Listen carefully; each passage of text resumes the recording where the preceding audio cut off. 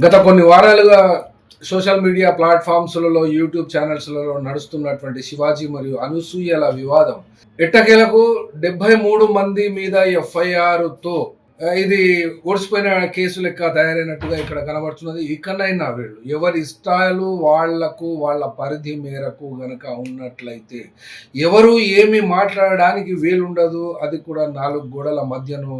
లేకుంటే వ్యక్తిగతమైనటువంటి జీవిత పరిధిలో ఉంటే మట్టుకి అది అంతవరకే ఉంటుంది. కానీ సమాజానికి వస్తే సమాజం యొక్క కట్టుబాట్లు, సమాజంలో ఎవరైనా కూడా చూస్తూ ఊరుకుంటారా అనబడేటువంటి ప్రశ్న ఇక్కడ ఉదయించినప్పుడు, నా వ్యక్తిగతము, నా ఒళ్ళు, నా ఇష్టం అనబడేటువంటి స్వేచ్ఛ కూడా ఇక్కడ దేశంలో వచ్చినప్పుడు అలాంటి సమస్యలు కూడా ఇప్పుడు కొత్తగా ఇప్పుడు అనసూయ లేవదీసినటువంటి విషయం కూడా కాదు. అంతకు ముందు గత 20 ఏళ్ల నుండి కూడా నా ఒళ్ళు, నా ఇల్లు, నా ఇష్టం, నేను బ్రతుకుతాను ఇలాగే అనుకున్నటువంటి యాక్టర్స్ కూడా ఉన్నారు. కానీ ఈ శివాజీ మరియు అనసూయల వివాదము చిట్ట చివరికి 22 పేజీల కాంప్లైంట్తో 73 మంది మీద సైబర్ క్రైమ్ పోలీసులు క్రిమినల్ కేసులు రిజిస్టర్ చేశారు.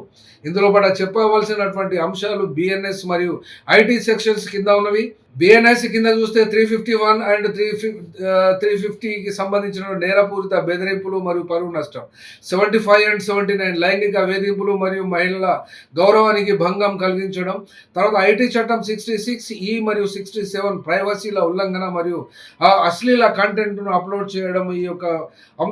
ఈ యొక్క చట్టాలకు పరిధి మేరకు పోలీసులు తాము చేయవలసినటువంటి డ్యూటీని, తాము చేయవలసినటువంటి ఎఫ్ఐఆర్ని అయితే రిజిస్టర్ చేశారు. కానీ ఇక్కడ ఇచ్చినటువంటి కంప్లైంట్ ఏ మేరకు కరెక్ట్, ఎంత మేరకు ఈ చట్టాలలో ఈ యొక్క కేసులు నిలబడతాయి గనక చూసినట్లయితే ఇందులో ఎక్యూజ్డ్గా చెప్పవలసినటువంటి 73 మందిలో ప్రప్రథమంగా బొజ్జా సంధ్యారాణి, ప్రియా చౌదరి గోగినేని, తర్వాత బిగ్ టీవీ, RTV, 10 టీవీ మొదలగునవి అన్నీ కూడా ఇందులో వచ్చేసినాయి. కాబట్టి నాకు స్వేచ్ఛ ఉంది, మాకు ఛానల్స్ ఉన్నవి, మేము డబ్బు గల్లోలం కాబట్టి ఎవరిని పడితే వాళ్ళను, ఆడపిల్లలను, అమ్మాయిలను, వాళ్ళ యొక్క వేషధారణ మీద, వాళ్ళ యొక్క బాడీ షేమింగ్ మీద ఎప్పుడు కూడా ఎవరు కూడా అలాంటి కంప్లైంట్స్ చేయకూడదు. చేస్తే ఇలాగే ఎఫ్ఐఆర్లు అవుతాయి. కానీ యూట్యూబ్స్లో ఉన్నటువంటి వ్యూస్ పెంచుకోవడం కోసం, తద్వారా పాపులారిటీ, తద్వారా డబ్బులు సంపాదించాలి అనుకున్నటువంటి యూట్యూబ్ ఛానల్స్ ఒక దిక్కైతే, ఈ శివాజీ కూడా పెద్ద హీరోగా కాదు, సైడ్ యాక్టర్ గానే మరియు సహాయ నటుడుగానే ఉన్నారు. అట్లాగే అనసూయ కూడా